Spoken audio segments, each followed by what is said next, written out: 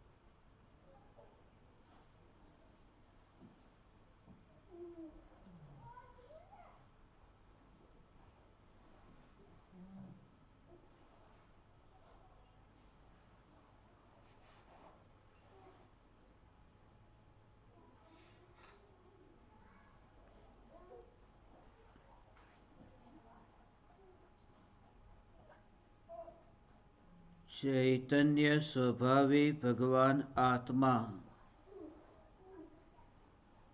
अनादि अनंत शुद्ध चैतन्य मात्र है, ज्ञान मात्र है। मैं शुद्ध चैतन्य मात्र, ज्ञान मात्र भगवान आत्मा हूँ। प्रति समय यह जागृति बनी रहे, इस जागृति का नाम धर्म है। देह की प्रत्येक क्रिया के काल में और विकल्पों के बहते प्रवाह के काल में ज्ञानी को प्रति समय यह जागृति रहती है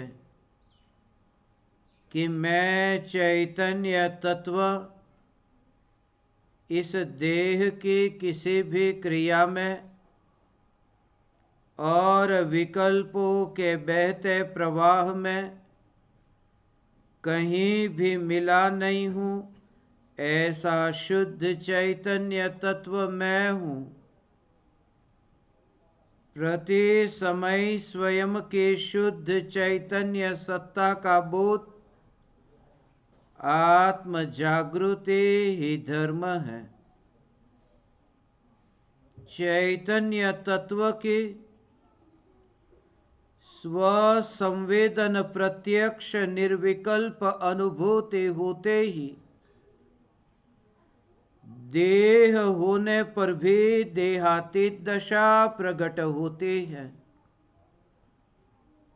इतना ही नहीं, विकल्प होने पर भी विकल्पातीत दशा प्रकट होती है। चैतन्य तत्व की निर्विकल्प अनुभूति होते ही आत्मा में अतीन्द्रिय आनंद का सागर उछलता है। फिर भी ज्ञानी की दृष्टि उस अतीन्द्रिय आनंद के सागर की ओर भी नहीं जाती और दृष्टि चैतन्य तत्व पर ही टिकी रहती है। यह चैतन्य तत्व ही मैं हूँ। चैतन्य तत्व की निर्विकल्प अनुभूति होते ही ज्ञान दीपक प्रज्वलित होता है। ज्ञान दीपक प्रज्वलित होते ही ऐसी यथार्थ श्रद्धा होती है कि मैं त्रिकाल प्रज्वलित ज्ञान दीपक हूँ। चैतन्य ज्योति की सत्ता के अतिरिक्त देह रूपी मिट्टी और रागादि विकारी भाव रूपी धुएं में कहीं भी फैला नहीं हूं। ज्ञान दीपक प्रज्वलित होते ही ज्ञानी स्वयं को राख की दीवार का पड़ोसी मानता है और मोक्ष मार्ग का मुसाफिर जानता है। ज्ञानी यह मानता है कि मेरे चैतन्य महल के पड़ोस में कुछ बरस पहले राख की दीवार का निर्माण हुआ था। अज्ञानी को जो मृत्यु होने के बाद में भी देह के परमाणु राख के रूप में नहीं दिखाई देते, उस राख को भी जो अज्ञानी फूल कहता है कि गंगा में फूल बहाने जा रहे हैं, होती है राख, हड्डियां और कुछ भी नहीं।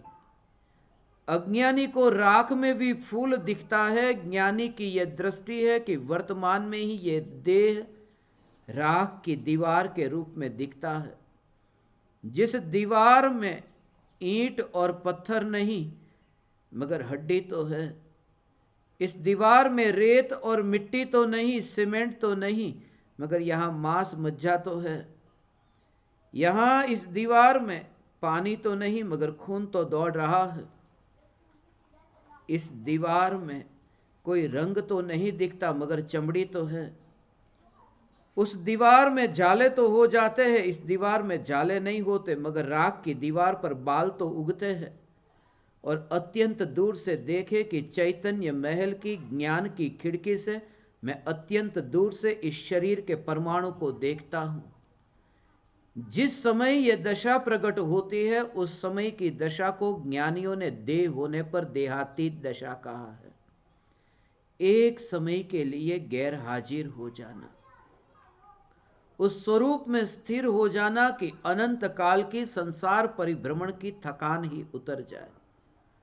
जैसे आपको कोई पूछे कि रात्रि में नींद कैसे आती है। रोज रात को सोते हैं और नींद के बारे में कुछ कह नहीं सकते कि बस आ जाती है।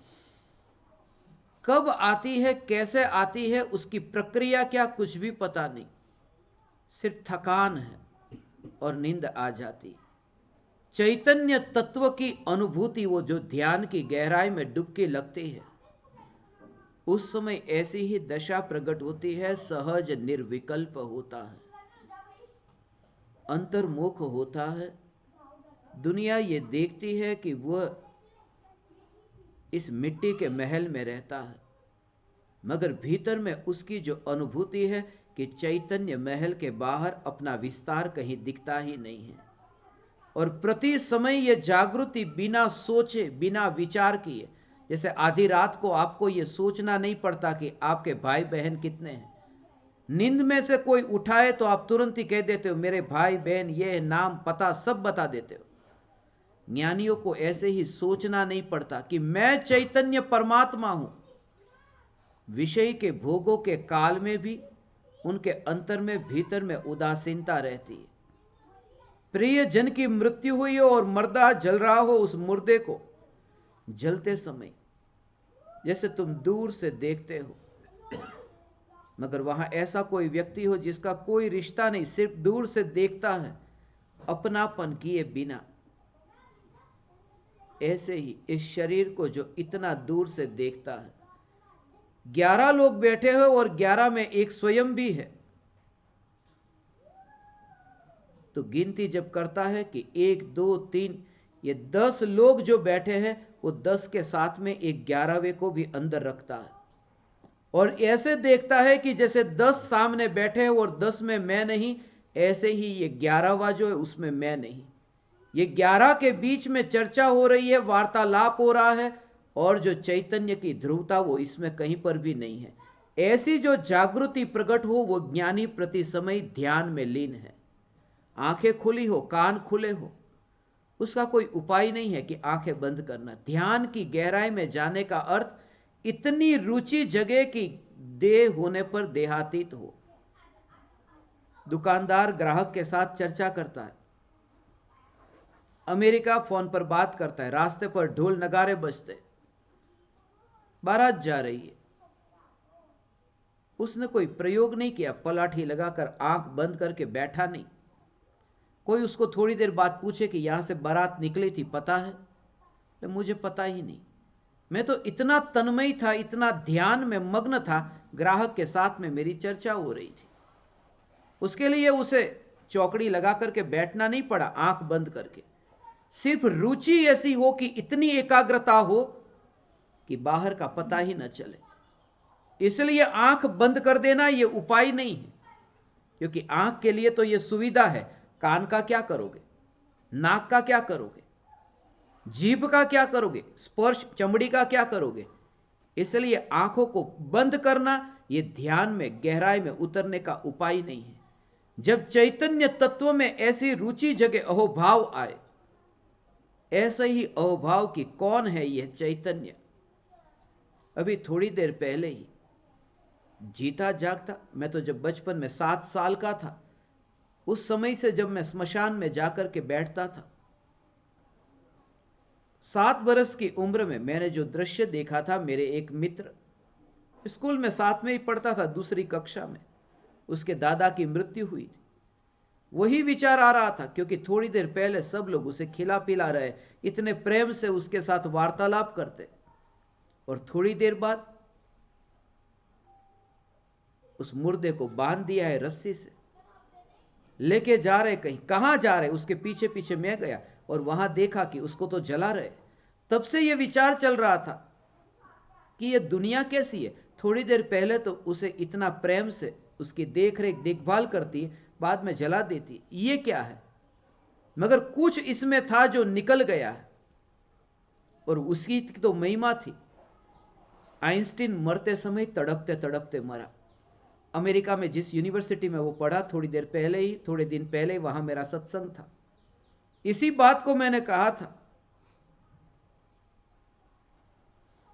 मैं नहीं जानता मृत्यु के पश्चात जीवन है या नहीं, मगर मृत्यु के पश्चात यदि जीवन है तो मैं उसे खोजना चाहूंगा जिसने इस जन्म में यह सब कुछ खोज की। विज्ञान के क्षेत्र में लगभग 1000 से ज्यादा खोज करने वाला आइंस्टीन, मगर तड़पते मरा, क्योंकि खोज करने वाले को न खोजा। वही तो चैतन्य है। इसलिए दर्पण के सामने जैसे ही आपको अपना चेहरा दिखाई दे, तुरंत ही जागृति कि ये जो प्रतिबिंबित हो रहा है, ये मैं नहीं, ये मेरी पड़ोसन है। ये मैं नहीं हूं, ये जो रिफ्लेक्ट हो रहा है वो पड़ोसन है, और ये पड़ोसन है, ये जिसको पता चल रहा है, जो जान रहा है, बस वही मैं हूं। फिर आप शरीर के साथ रहते हो, मगर इसको इतना दूर देखते हो कि नए नए परमाणु आते हैं, मगर वहां आपको अपना विस्तार नहीं देखता। जैसे कसाई की दुकान में मांस लटका हो और वहां पर आप रास्ते से निकलते हो, कोई पूछे कि उस मांस के साथ में आपका क्या रिश्ता है?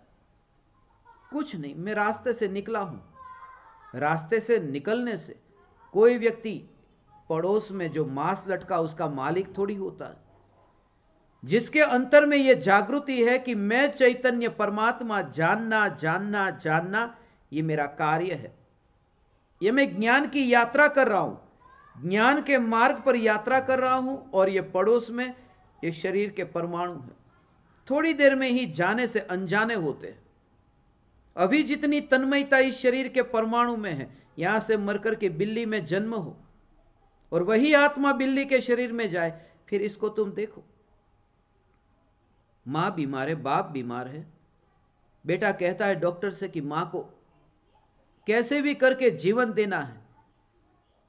डॉक्टर कहे 5 करोड़ का खर्चा होगा, मैं करने को तैयार हूं, जल्दी से जल्दी मेरी मां को ठीक करो। मां की मृत्यु हो गई। मां मरने के बाद में बिल्ली बनी, और वही बिल्ली दरवाजे पर आती है, 5 रुपए का दूध नहीं पिलाएगा। आत्मा तो वही है। इसलिए इस दुनिया में ये जो रिश्ते हैं वो सिर्फ आत्मा के नहीं, ये बाहर के स्वार्थ के रिश्ते। इसलिए नफरत नहीं करता। आग में कोई हाथ डाले, उसका स्वभाव है गर्म है। पानी का स्वभाव शीतलता, मिर्ची का स्वभाव तीखापन है, गुड़ का स्वभाव मीठापन है। जैसे स्वभाव को समझता है, ऐसे ही ज्ञानी किसी भी व्यक्ति से द्वेष नहीं करता। सिर्फ समझता है कि संसार का स्वभाव है। कोई व्यक्ति आपको इतना प्रेम करता है, कहता है आपके बिना मैं जी न सकूंगा, और फिर वही व्यक्ति आपसे कहता है अब तुम्हारे साथ में जी न सकूंगा। अक्सर ऐसा होता है। शुरुआत में तो ऐसा ही होता है। कल जहां मैं ठहरा था, पदम के निवास स्थान पर, सामने ही आज शादी का दिन था। पूरी रात भर वो बैंड बाजे ढोल नगारे बजने वाले थे। इन्होंने कहा आप सो नहीं पाएंगे पूरी रात भर, ये लोग इतने नाच रहे हैं। मैंने कहा नाचने दो आज के दिन, कल से तो फिर रोना ही रोना है। हंसने दो, जितना नाचना गाना जो करना है, क्योंकि कल से पता है क्या होने वाला है। मगर पति पत्नी से कहता है तुम्हारे बिना जी नहीं सकता। पत्नी पति से थोड़े दिन बाद पता चल जाता है कि ये क्या हो गया, पति का प्रेम किधर गया, पत्नी का प्रेम किधर गया। मैं हमेशा कहता हूं पेड़ की छाया हमेशा एक सी नहीं रहती, बदलती रहती। सुबह के समय लंबी, दोपहर के समय फिर छोटी, फिर शाम को लंबी। पेड़ की छाया बदलती रहती है। पेड़ की छाया एक सी नहीं रहती, क्योंकि पेड़ भी एक सा नहीं रहता। जब पेड़ जैसा पेड़ भी नष्ट हो जाता है तो पेड़ की छाया कैसे एक सी रहेगी। जब पत्नी ही मर जाती है तो पत्नी का प्रेम सदा एक सा कैसे रहेगा। पत्नी का प्रेम तो पेड़ की छाया है। इसलिए किसी के भी भाव यदि बदलते हुए आपको दिखाई दे तो बदलते भावों में यह जागृति रहे कि जिसे यह पता चल रहा है वो नहीं बदल रहा। सागर की तरंग उछल रही है, मगर जिस दर्पण में वो रिफ्लेक्ट हो रही है वो दर्पण नहीं उछल रहा, वो वहां स्थिर है। और ज्ञानी को जागृति है कि जो भी भाव बदलते हुए है, पल भर में ये भाव बदलते। अमेरिका में एक मेरे पहचान के, उनकी अभी 22वीं शादी हो रही। हमेशा जब 19वीं शादी होने वाली थी तब से वो मुझे इनवाइट करते कि आशीर्वाद देने पधारो, मगर पधारू उससे पहले ही 3 तो चेंज हो गई। 22वीं शादी हो रही और 22वीं पत्नी वही मिली उनको जो पहले नंबर की थी। I think I have seen you somewhere, मुझे लगता है कहीं तुमको देखा है। इतने भाव बदलते, इतनी दौड़। 24 के 24 तीर्थंकर राजपुत्र थे। झोपड़ी में नहीं, महल में रहते थे।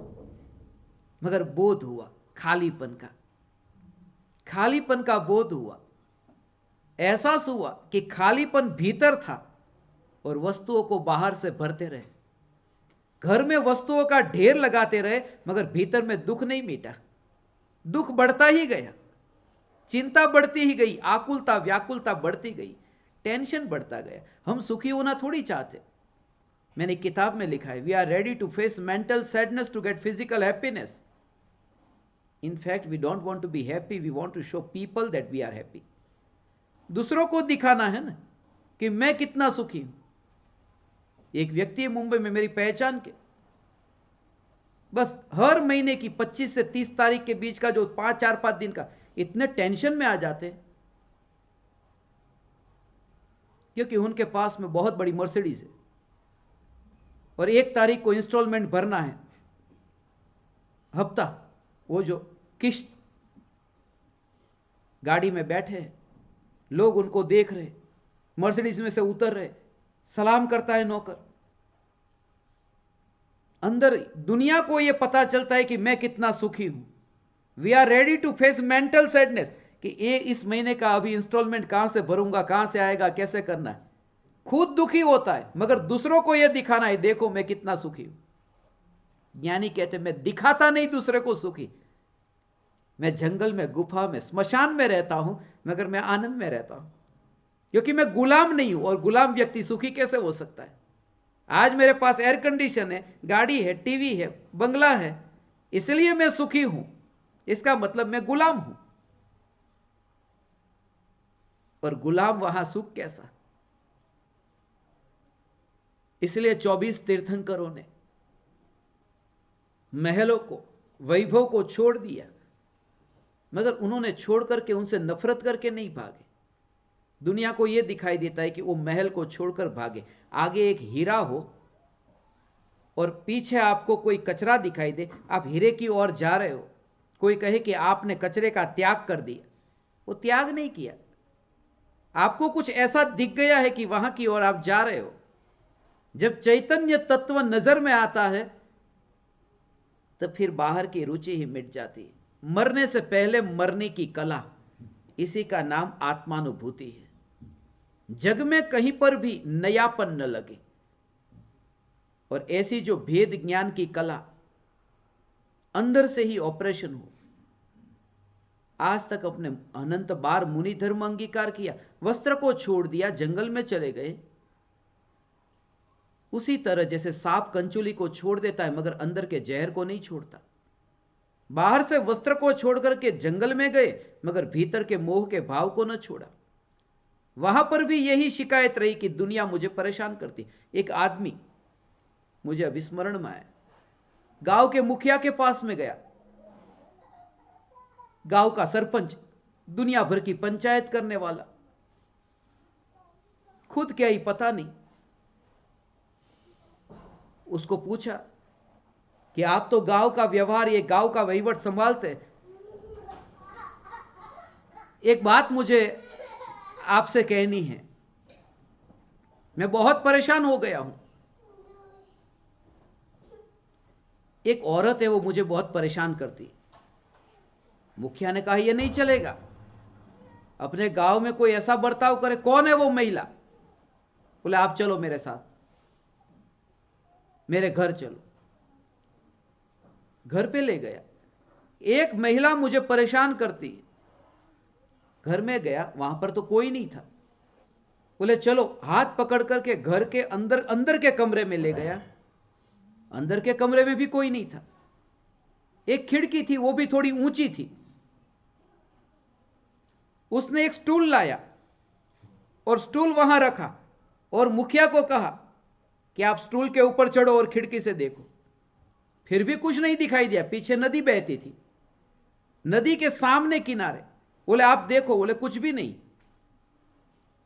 फिर इस आदमी ने दूरबीन लाया, दूरबीन दिया उनको, फिर कहा देखो दिखाई दे रहा है? बोले हां, एक औरत दिखाई दे रही, वो मुझे परेशान बहुत करती है। हमारा भी ऐसा ही है, वो व्यक्ति मुझे परेशान करता है। कोई परेशान नहीं करता, हम खुद परेशान होते हैं। अंदर की वृत्ति से, मलिन वृत्ति से परेशान होते हैं, सामने वाले को पता ही नहीं। एक बार मैं किसी जगह ठहरा था, रात को 2 बजे कुत्ते भौंक रहे थे बाहर। मेरे साथ में जो सो रहे थे वो बहुत चिंता में कि इस गांव के कुत्ते बहुत खराब है, सोने ही नहीं देते, कितने बुरे, कौन से भव का कोई कर्म लेके। बोला कुत्तों को तो पता भी नहीं आप यहां सो रहे हो, आप खुद परेशान हो रहे। यदि उस स्थिति का आप स्वीकार करो कि कुत्ते भौंक रहे, ठीक है। कल रात को मुझे वही स्मरण में आ रहे थे जब बैंड बाजे बज रहे थे,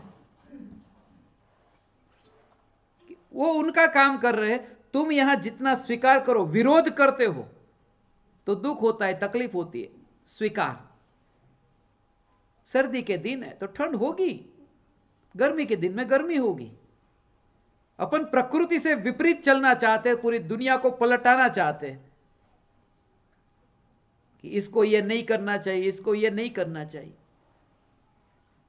उसमें कर्तृत्व भाव, अहंकार पुष्ट होता है कि मेरा कुछ यहां पर चलता है। देह के परमाणु में रह करके देह से पार हो जाना, घर में रह करके वैरागी हो जाना। इसलिए मैं किसी को यह नहीं कहता कि घर छोड़ करके जंगल में जाओ, इसलिए मैं किसी को नहीं कहता कि मंदिर में जाओ। मैं यह कहता हूं कि तुम उस धर्म को उपलब्ध हो जाओ कि तुम जहां पर रहो वहां यह देह मंदिर हो जाए। जब तुम चलो तो यह देह ही चलता हुआ मंदिर दिखाई दे। इसलिए मेरा जोर भी जैन पर नहीं, अजैन पर नहीं, हिंदू पर नहीं, मुस्लिम पर नहीं। क्योंकि जिस समय भारत और पाकिस्तान के बीच में यह युद्ध हुआ, वे लोग कौन थे? दिन में 5 बार नमाज पढ़ने वाले थे, सुबह उठकर के मंदिर जाकर के घंटा बजाने वाले थे। मंदिर और मस्जिद जाने वाले लोग इतनी हिंसा कर सकते हैं?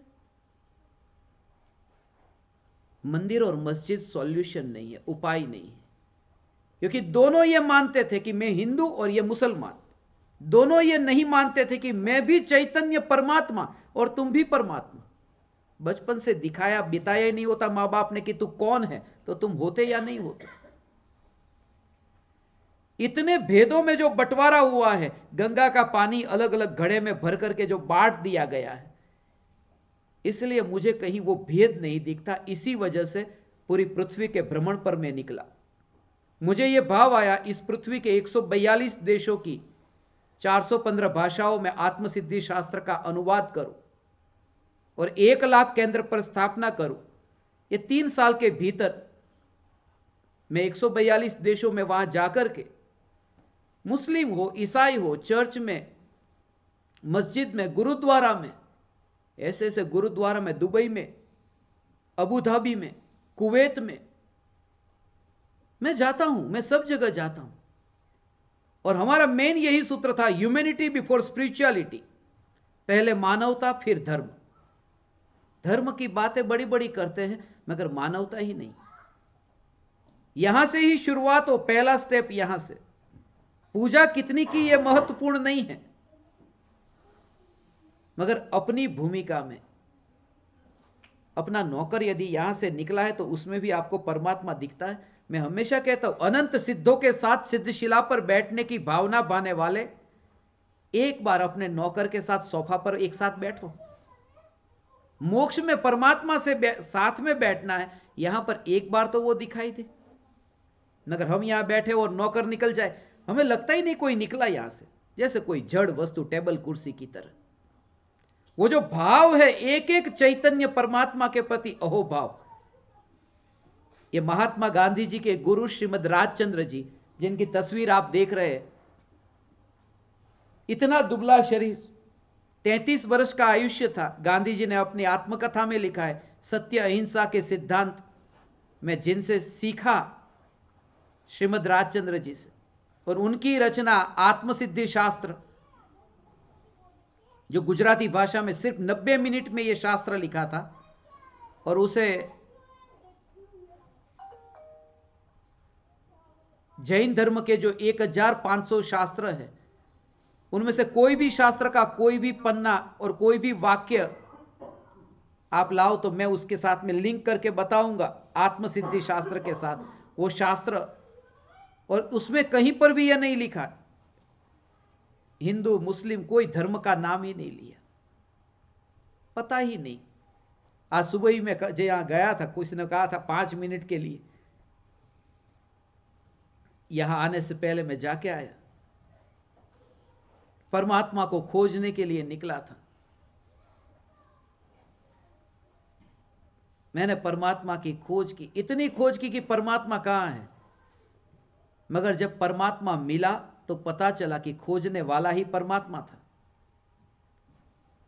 तीर्थों की यात्रा की कि ढूंढू देव कहां है, मगर पता चला 3.5 हाथ के देवालय में ही देव विराजमान है। इसलिए पत्थर की मूर्ति पर मेरा भरोसा कम है, जीते जागते चैतन्य परमात्मा में ज्यादा भरोसा। इसलिए यहां से शुरुआत हो, जहां तुम खड़े हो वहां से शुरुआत हो। भगवान के सामने 4 घंटे बैठ करके भक्ति करने वाले, पानी छान करके पीने वाले गरीबों का खून चूस लेते हैं। मानवता पहले, धर्म बाद में। अमेरिकन प्रेसिडेंट हुआ जब हिरोशिमा नागासाकी पर जब बम गिराए गए, 5 मिनट में तो पूरा शहर जल करके राख हो गया, खत्म हो गया। कितने लाख लोग मर गए। मगर अमेरिकन प्रेसिडेंट को जब पूछा ट्रूमैन कि कैसा लग रहा है कि आज बहुत सालों के बाद में शांति से सो सका। जाता था चर्च हमेशा, नियम तोड़े बिना। इसलिए जब यहां बच्चा पैदा हुआ उस समय जैसे पता नहीं तुम्हें कि यहाँ कौन है माँ, कौन बाप, कौन भाई बहन, ये घर किसका, कुछ भी पता नहीं। मृत्यु की घड़ी आए उस समय वह दशा प्रकट हो कि जाना सब अनजाना हो जाए। क्योंकि इतनी वेदना और पीड़ा होती, एक मां मर जाए तो कितना दर्द होता है, अरे एक रिश्ता टूट गया। बाप मर जाए तो कितनी पीड़ा होती है कि अरे बाप चला गया। एक भाई मर जाए कि भाई चला गया, एक रिश्ता टूट गया। दूसरे की मृत्यु होती है तब एक रिश्ता छूटता है, स्वयं की मृत्यु होती है तब सब रिश्ते एक साथ टूटते हैं, मां भाई बहन। और वो दुख कैसा होगा जब एक रिश्ता टूटता है, उसका दर्द इतना होता है। जब स्वयं कोई ये सब रिश्ते से अलग होना हो, वो वेदना कैसी होगी। और उससे पहले ही जिसे ये बोध हो जाए कि ये देह भी मेरा नहीं, फिर वो यहां भारत में नहीं रहता, फिर वो पृथ्वी पर ही नहीं रहता। और पृथ्वी जब मैं बोलूं तो पृथ्वी का अर्थ ये देह रूपी पृथ्वी है। वो देह रूपी पृथ्वी में नहीं रहता, स्मशान में जलते हुए मुर्दे को देख करके ये बोध हो। इसलिए मेरा ज्यादातर ज्ञान दीपकों को पता है, 8 महीने में मैं ज्यादा मंदिरों में तो एक आध बार कभी चला गया हूं किसी कारण से, मगर ज्यादातर रात में चिता पर लेट करके गजपंथा नासिक के पास स्मशान में ज्यादा रहना पसंद करता हूं। मंदिर से ज्यादा स्मशान मुझे प्रिय लगता है, जलते हुए मुर्दे को देख करके कि इसके साथ भी यही हाल होने वाला है। Just be aware that I am the soul and separate from the body.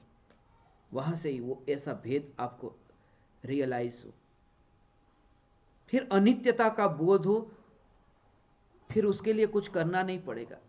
फिर आप अपने घर की बेल भी बजाओगे ना, दरवाजा खटखटाओगे ना, तो एक मेहमान घर में आएगा, मालिक नहीं आएगा। वो भाव बिल्कुल अलग होगा। फिर परिवारजनों के साथ आप रहोगे तो ऐसा ही दिखेगा कि बस एक मेले के अंदर मैं बैठा हूं और अभी सांझ होने वाली है बस, और ये सांझ होने का समय आया। बच्चों को देखते हो ना, समुद्र के किनारे महल बनाते हैं मिट्टी के, बड़े बड़े। एक मित्र कहता है देख मेरा महल कितना ऊंचा, उसके पास में दूसरा महल, देख मेरा महल तेरे से भी ऊंचा, बड़ा महल है मेरा। दोनों के बीच में कंपटीशन होती है कि देख मैं तेरे से अच्छा, वो कहता है मैं तेरे से अच्छा। मिट्टी के महल, हमने भी ये मिट्टी के ही महल बनाए, इसमें कुछ भी नहीं। ये मिट्टी का महल है, इसमें कुछ भी नहीं, मिट्टी के महल ही बनाए। और शाम का जब समय हो और मां जब कहती है ना कि चलो बच्चों शाम हो गई, चलो अपने घर वापिस, वो बच्चे क्या करते, सुबह से जिस महल को बना रहे थे उस पर ही लात मार देते, बिखेर देते और घर चले जाते। सदगुरु एक मां है, वो कहते हैं कि अब सांझ हो गई तो चल उस महल को बिखेर करके चल। तो यहां तक कहते बिखेरने के लिए भी जाने की जरूरत नहीं, जब तूने अभी मिट्टी के रूप में देख लिया फिर बिखरने की जरूरत क्या पड़ेगी।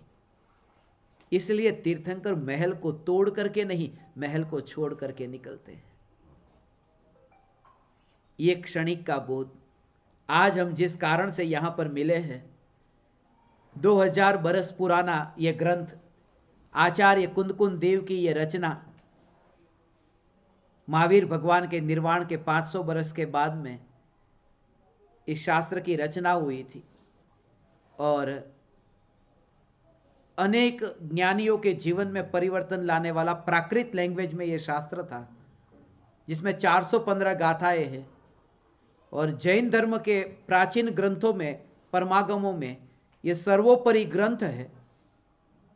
और जैसा मैंने कहा, हमारा मिशन 142 देश में आत्मसिद्धि शास्त्र पहुंचाने का था, जो 3 साल के अंदर एशिया के 42, अफ्रीका के 36, यूरोप के 30, नॉर्थ अमेरिका और कैरेबियन आइलैंड्स में 14, सेंट्रल अमेरिका साउथ अमेरिका में 10, और ओशियानिया में ये जो Australia, New Zealand, Papua New Guinea, Samoa, Vanuatu, Tuvalu, Solomon island, Marshall island, Kiribati, इन सब देशों में, ओशियानिया में हमारे कुल 10 देश, ऐसे पूरे विश्व में 153 देशों में अभी तक इस आत्मसिद्धि शास्त्र की रचना हुई है, इसलिए मुझे ये भाव आया कि हम तक ये शास्त्र जो समय सार पहुंचा, ये पूज्य गुरुदेव श्री कांजी स्वामी जो गुजरात में हुए, जिनके निमित्त से मैंने चैतन्य तत्व को पाया, पूज्य गुरुदेव श्री कांजी स्वामी के हाथ में ये समय सार आया और उनका जीवन परिवर्तित हुआ। उन्होंने दीक्षा ली थी श्वेतांबर संप्रदाय में, सफेद वस्त्र पहनते थे, मगर यह शास्त्र हाथ में आते ही उनका जीवन पलटा और स्वीकार किया कि मैं साधु नहीं हूं। कोई व्यक्ति कैंसर का मरीज हो और अस्पताल में हो और मरीज के कपड़े पहन करके वहां पर लेटा हो, बार बार उसको दिखाई दे रहा है कि मरीज यहां पर लेटा है और वो घर पर आ जाए, उसे बर्दाश्त नहीं होता, वो घर पर आकर के कपड़े बदल दे, सूट बूट टाई पहन करके सोफा पर बैठ जाए, तो उसका कैंसर दूर हो गया, क्योंकि बीमारी शरीर में थी, बदले हैं कपड़े। इसलिए हम घर छोड़ करके कपड़े तो बदल देते हैं, रंगीन कपड़े से सफेद कपड़े पहन लेते हैं, मगर बीमारी आत्मा में है, वो जाती नहीं। फोड़े पर गुलाब का फूल रखने से फोड़ा मिट नहीं जाता, ढक जाता है। फोड़े को मिटाने के लिए औषधि चाहिए, और समय सार सद्गुरु एक औषधि है। जीवंत सद्गुरु, प्रत्यक्ष सद्गुरु एक औषधि है, एक रिमाइंडर है। हर बार हर समय वो आपको याद दिलाएंगे, हर बार हर समय वो आपको कहेंगे कि जागो। जैसे ही नींद आ जाए वो कहेंगे जागो। मैं चैतन्य परमात्मा, इस जगत में मेरा क्या चलता है?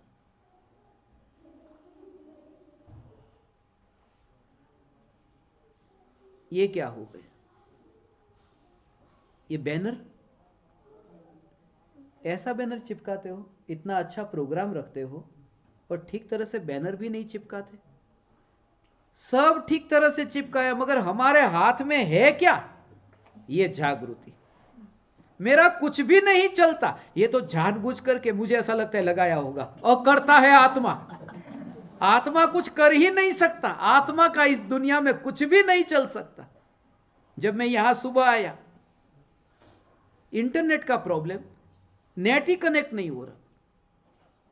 अब इतने बड़े मकान में एक छोटा सा इंटरनेट कनेक्शन जो मुझे स्मशान में मिल जाता है गजपंथा के, वो यहां इंटरनेट कनेक्शन नहीं, हाई स्पीड 100 Mbps स्मशान में मिल जाता है।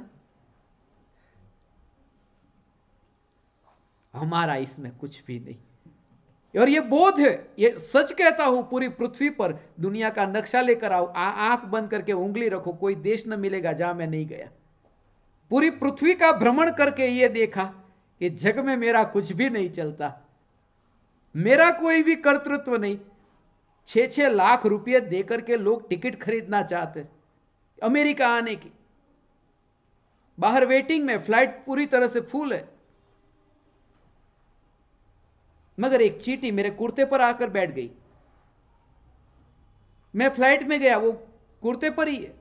अमेरिका के एयरपोर्ट पे उतरा, वो अमेरिका पहुंच गई, लोग बाहर वेट कर रहे, बिना टिकट, पासपोर्ट, वीजा, कुछ भी नहीं।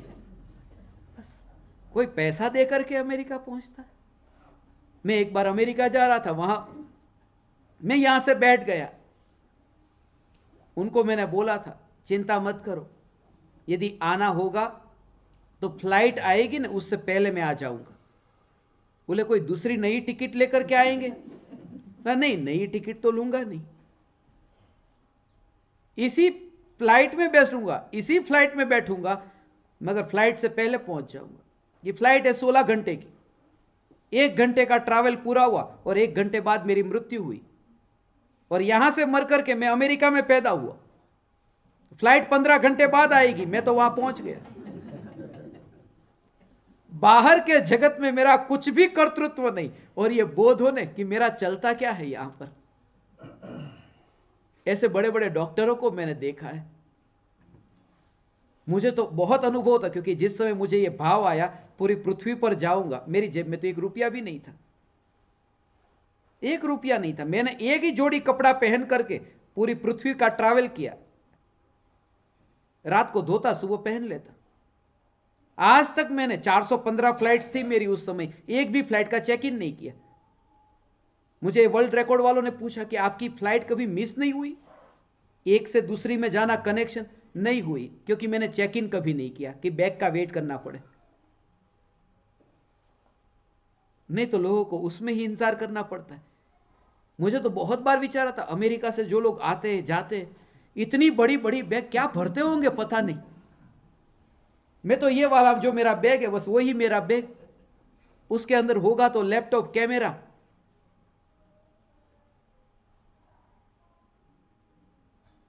हमारा कुछ भी बाहर के जगत में नहीं चलता।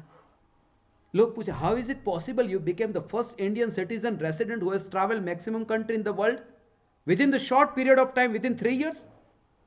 142 करोड़ भारतीय में पहला भारतीय बन गया। बहुत पैसे होंगे। खाने को भी नहीं था, मुंबई के चर्च गेट के फुटपाथ पर सोया था 18 रात तक। उसकी तो कहानी है। सब उदय के खेल, सब उदय के खेल, इसमें मेरा कुछ भी कर्तृत्व नहीं। और यह जागृति रहे, यह जागृति यदि रहे, और ये तो मैं नजर के सामने ऐसे देखता हूं, मालिक भूखा बैठा है अमेरिका में, ऑफिस में बैठा है, 12 बजे टिफिन लेके गया है, 12 बजे खाना है, 4 बजे तक मीटिंग चल रही, खाना नहीं खा पा रहा, और घर पे फोन करके पूछता है, कुत्ते ने खा लिया? क्या खा लिया? कुत्ते के पेट में भोजन चला गया, मालिक भूखा बैठा है। कैसे उदय मालिक के? मालिक के तो ऐसे उदय कुत्ते के लिए कमाने जाना पड़ रहा है।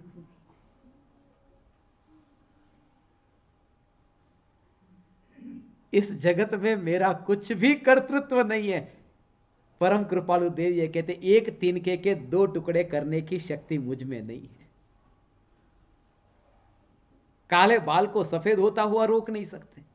एक बाल, इसलिए तो पुराने जमाने में आप सुनते हो ना, बाल, एक बाल सफेद आ जाए कि वैराग्य आ जाता, पता चलता कि बस बुढ़ापा आ गया। अभी हमारे सब के सब सफेद आ जाए तो भी नहीं आता। सफेद हो तो नहीं आता क्या?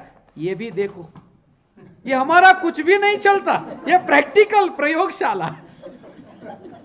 ये तो मजा आ गया आज। ऐसा सत्संग 153 देश में कहीं नहीं हुआ कि चालू सत्संग में धूम धड़ाका होता हो।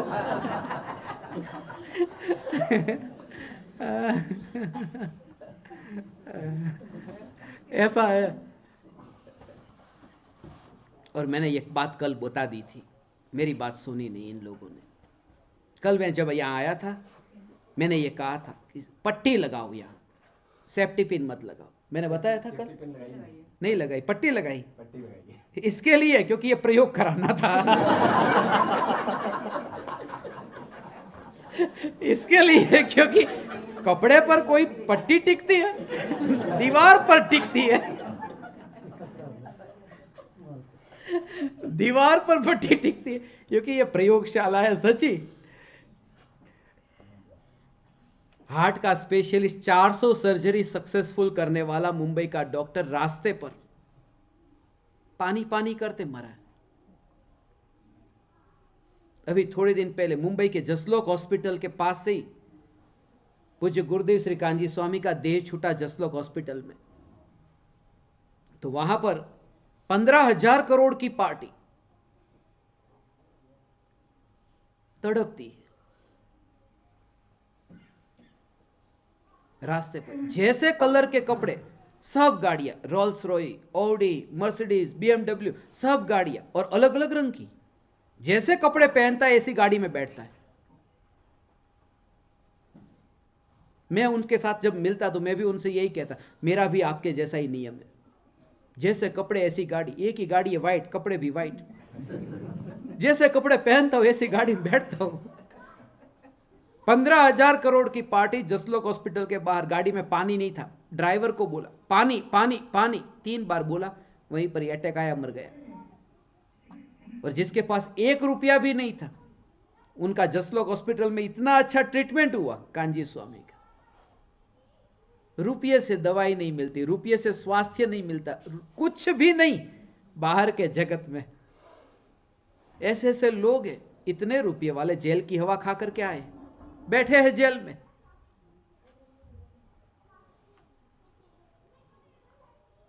बाहर के जगत में हमारा चलता क्या? शाहरुख खान से पूछो। मुझे तो ऐसा लगता था कि ये फिल्म एक्टर, कल मैंने कहा ना फिल्म एक्टर है वो, तो विनोद खन्ना मुंबई में, उनकी वाइफ, उनके सास, ये सब उनको मैं पढ़ाता था, तो मुझे ऐसा ही लगता था।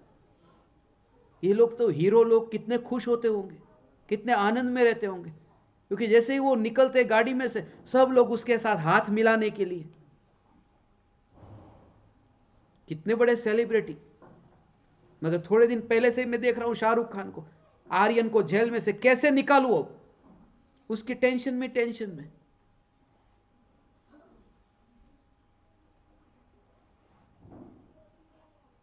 बाहर के जगत में कितना भी बढ़ जाए, फैल जाए, हमारा कोई कर्तृत्व नहीं, ये बोध हो जाए, और इतनी निराकुल शांति, क्योंकि मैंने अब वस्तुओं के पीछे भागना बंद कर दिया। भागता वह है, पानी के पीछे वो भागता है जो प्यासा है। जिस वो तृप्ति हो गई, फिर वो भागेगा क्यों? जिसे अंदर में अनंत गुणाधिपति न्यायक देव मिल गया। कल ही रात को वो कह रहे थे ना, कोई जिनके घर पे गया, आए कि नहीं पता नहीं, कि मुझे तो आज ऐसा लग रहा है जैसे अमिताभ बच्चन को।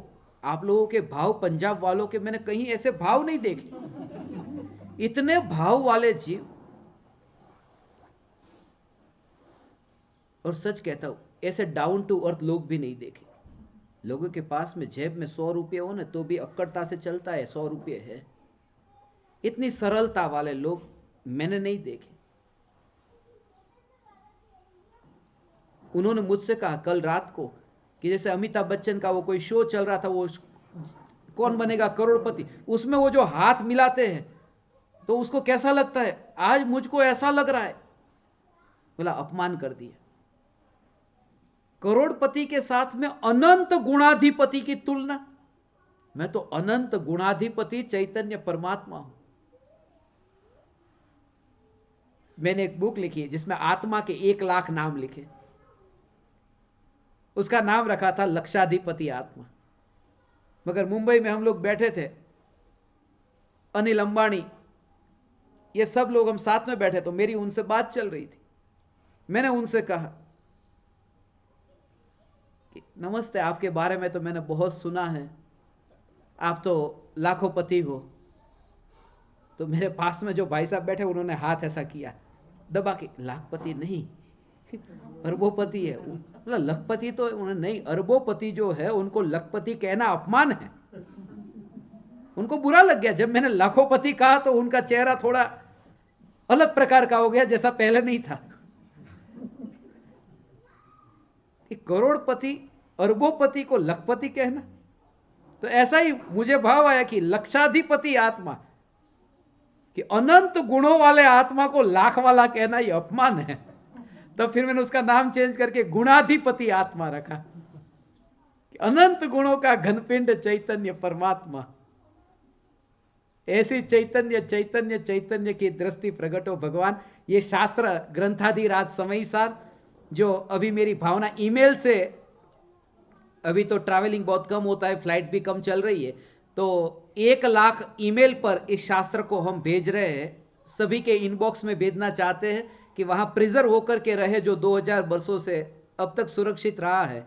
और इस शास्त्र में इतनी सरल भाषा में एक्सप्लेनेशन दिया है, 415 एग्जाम्पल्स है जो प्रैक्टिकल लाइफ में, अपनी रोज की जिंदगी में जो घटित होती है घटनाएं, ऐसे ये दृष्टांत इस शास्त्र में है।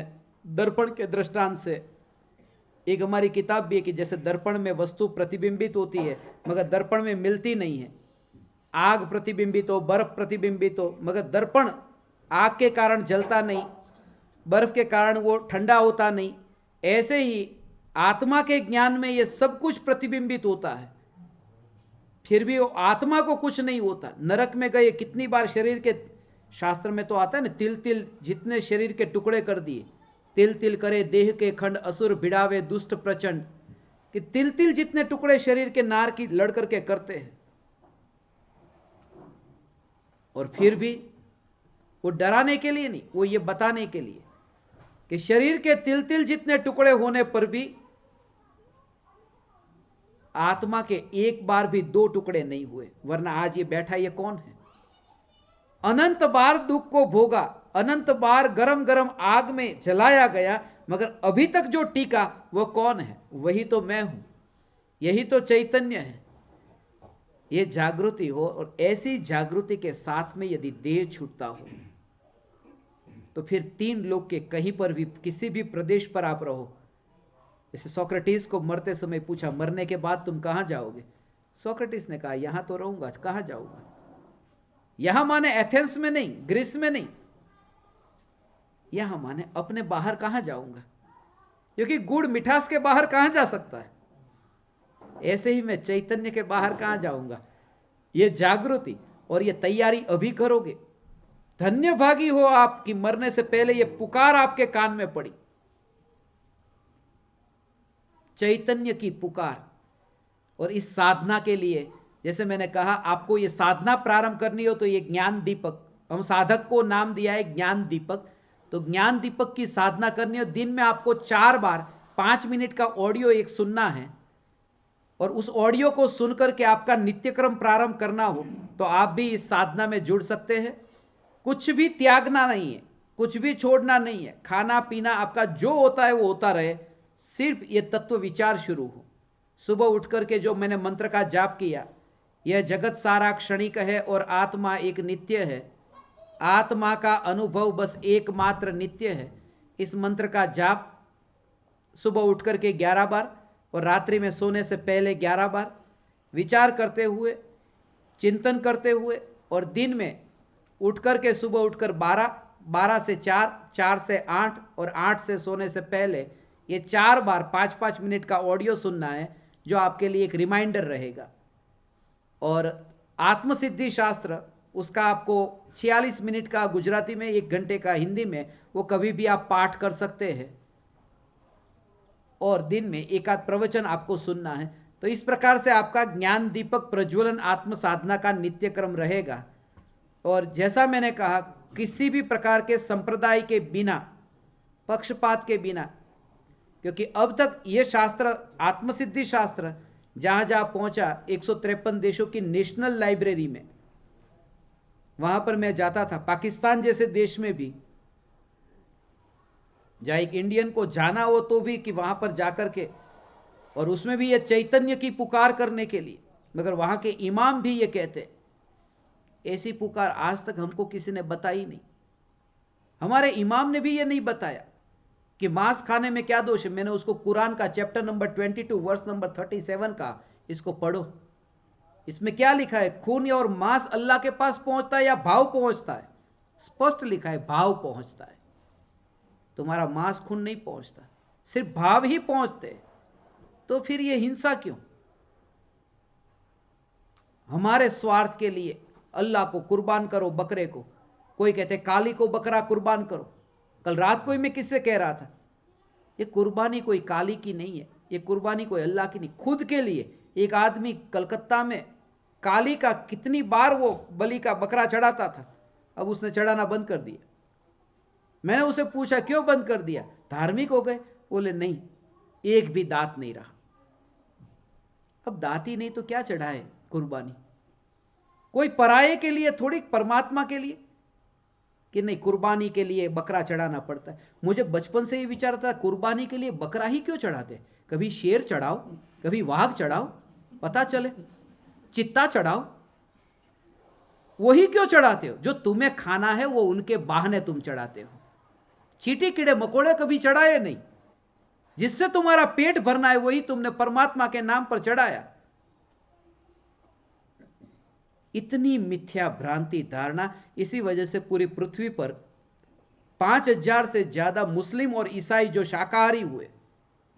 मेरी एक किताब है जांगान बुनू साया, मैंने इंडोनेशियन लैंग्वेज में लिखी थी कुछ साल पहले।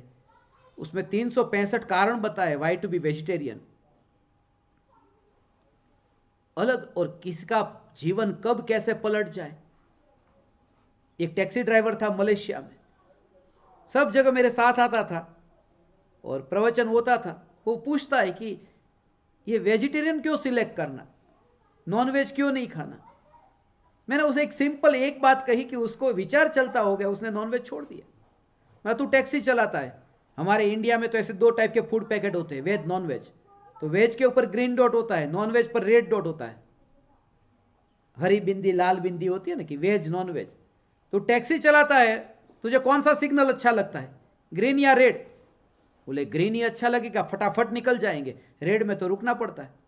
ना बस तो वेज सिलेक्ट करेगा तो मोक्ष में फटाफट निकल जाएगा, नॉन वेज में रुकना पड़ेगा। बोले हाँ बात तो ऐसी। दूसरे दिन वो मुझे एयरपोर्ट छोड़ने आ रहा था, रास्ते पर 3 सिग्नल आते थे, पहला ग्रीन, दूसरा ग्रीन और तीसरा भी ग्रीन। वो कहा कि बस आपकी बात सच।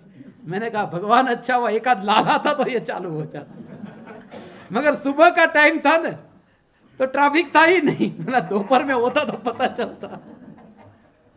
मगर आज भी वो व्यक्ति इतना प्रचार करता है।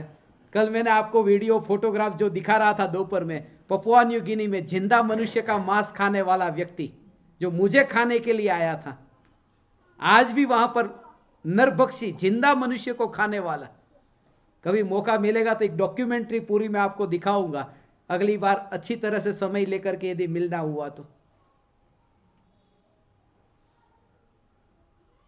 वो जब मिलता है कृपालु देव की ये वाणी, ये तस्वीर देख करके ही वो चरणों में गिरा।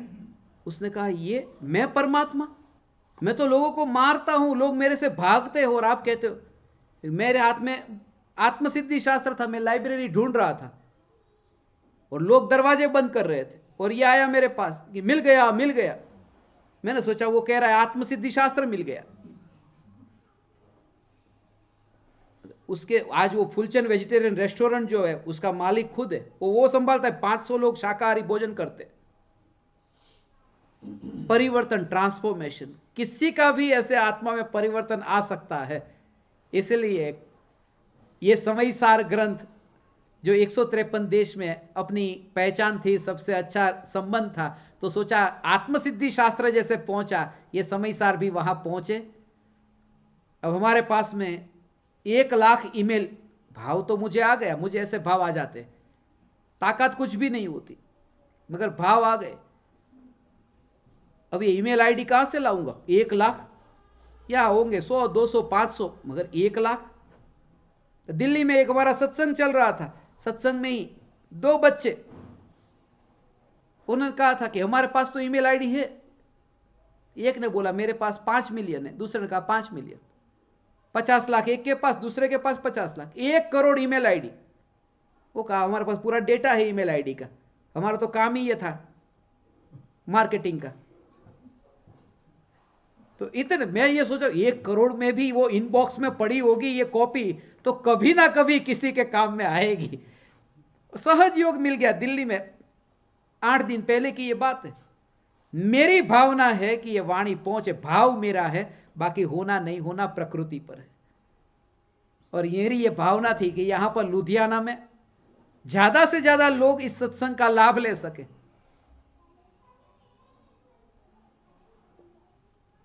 रविशंकर और रमणीक ये दोनों हमारे ज्ञान दीपक हैं। उनके निवास स्थान पर अभी स्थापना होनी थी, मगर उन्होंने मुझे कहा कि 15 लोग बड़ी मुश्किल से बैठ पाएंगे। बोला कि कोई बात नहीं, मैं आऊंगा, वहां प्रोग्राम रखेंगे, स्थापना रखेंगे, सत्संग भी करेंगे, मगर मेरी भावना है कि ज्यादा से ज्यादा लोग बैठ सके ऐसी कोई जगह पर रखते हैं। 1 दिन का आज का दिन हो, आज तो मैं चला जाऊंगा। सहज ही उस समय अमित जी वहां पर मिल गए, सहज योग मिल गया। बोले कि हमारे वहां रख लो, 200 लोग भी बैठ जाएंगे। ये सहज भावना थी। बड़े घर तो बहुत से लोगों के होते हैं, मैंने पूरी दुनिया में इससे भी बड़े बड़े महलों को देखा है, मगर जो मिला उसका सदुपयोग करना और ये भावना। वरना एक मेहमान घर पर आ जाए तो जेंट्स को तो कुछ नहीं, लेडीज को प्रॉब्लम होता है। कि ये कहां से लेके आ गए, लेकिन उनको तो कुछ करना नहीं है। सोक्रेटिस का ऐसा ही था। सोक्रेटिस अपने शिष्यों को बुलाता था अपने घर पर, कभी 8-8 कभी 10-10, और पत्नी को चाय बनानी पड़ती, तो इतना गुस्सा आता। एक बार तो चाय लेकर आई और सोक्रेटिस सत्संग में मस्त, पत्नी ने कहा चाय चाय, सुना ही नहीं। गुस्से में आ गई पत्नी, गरम गरम चाय सोक्रेटिस के चेहरे पर फेंकी। तब से लेकर के मरते समय तक सोक्रेटिस का चेहरा वो कदरूपा रहा था। चाय फेंक कर चली गई। जो शिष्य बैठे थे उन्होंने सोक्रेटिस को पूछा कि आपकी पत्नी ऐसी, उसने ऐसा क्यों किया, उसने ऐसा क्यों किया? सोक्रेटिस ने कहा किसने किया? उसने ने, तो उसको पूछो, मेरे को क्यों पूछते हो? उसका काम है वो जाने, मेरा काम है मेरी मस्ती में रहना। मगर बहुत मुश्किल है, ऐसा ही योग मिले। कल मैं यहां पर आया तो उनके धर्मपत्नी भी, पूरा फैमिली, उनके भाई उनके भाभी, ये सब, सबकी जो भावना थी यहां सत्संग हो, और यहां मुझे आप परमात्माओं के निमित्त से सत्संग करने का अवसर मिला। मेरा इतना समय सत्संग में रहा, मैं ऋणी हूं आप परमात्माओं का, और आप समस्त परमात्माओं को मेरे हृदय के अंतःकरण से प्रणाम करता हूं। मेरे प्रणाम स्वीकार करें।